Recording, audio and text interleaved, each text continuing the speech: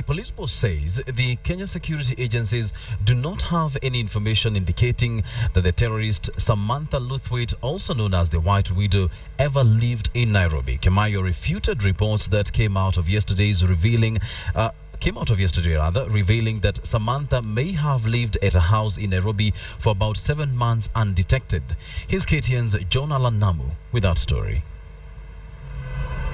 An apartment overlooking the Nakumatt Junction Mall in Nairobi's Dagoretti North constituency allegedly was the home of British national and wanted terror suspect Samantha Lewthwaite for 7 months. But according to the police, we are not aware that a lady called Samantha was staying in the place where you mentioned. But we are aware of Samantha, that she's wanted by Kenyan authorities for the previous offense that she committed in Mombasa. Indeed, a good part of the evidence on Lewthwaite's presence in Kenya points to her being in Mombasa.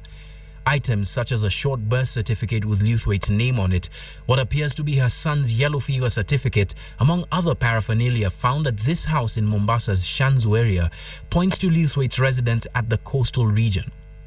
But how Lewthwaite managed to get into the country in the first place is a bigger issue. It has been alleged that Lewthwaite got into Kenya using a fake South African passport, which identified her as Natalie Webb. Something that ought to have raised suspicion the minute she handed her passport in for inspection, according to security analyst Andrew Franklin. But it also points to an even bigger problem: oversight. We have a problem in Kenya where it's easy for certain people, many people, to come and go through Jomo Kenyatta, through Mombasa, through the borders, using all manner of official documentation, who are able to take advantage of the lack of administration at the registrar companies, at the lack of adherence to anti-money laundering standards. That seemingly unaddressed lack of oversight, Franklin says, also aided the terrorists who attacked Kenya 15 years ago, even if the terrorists were part of a sleeper cell network. If you look at the Al-Qaeda sleeper cell that arrived in Nairobi or in Kenya in 1993, 1994, and then blew up the U.S. Embassy on 7th August 1998, they integrated themselves into local communities. They acquired identities. Samantha's profile, though, is different.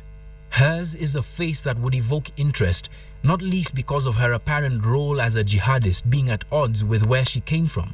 A manuscript which allegedly was written in her hand found in Shanzu betrays her desire to write a book or manual on how to live as a jihadist. She appears to be a trainer, an instructor. She would not, in fact, do very well as a sleeper, because she would have to be masquerade as a tourist.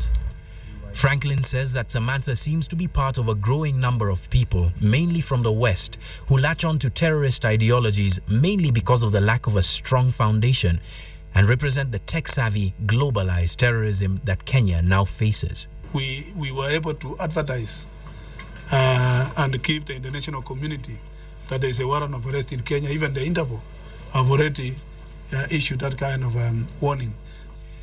Part of a document on Lewthwaite's activities dubbed Operation Unigov from UK intelligence unit Scotland Yard that shows Lewthwaite's connections, at least by phone, expands far beyond the borders of Kenya to networks that operate outside of Kenya's jurisdiction. But based on a number of places she's said to have lived in Kenya, gaps in security may have allowed the White Widow to spin her web faster than local security agencies could have anticipated. John Allen Namu, KTN.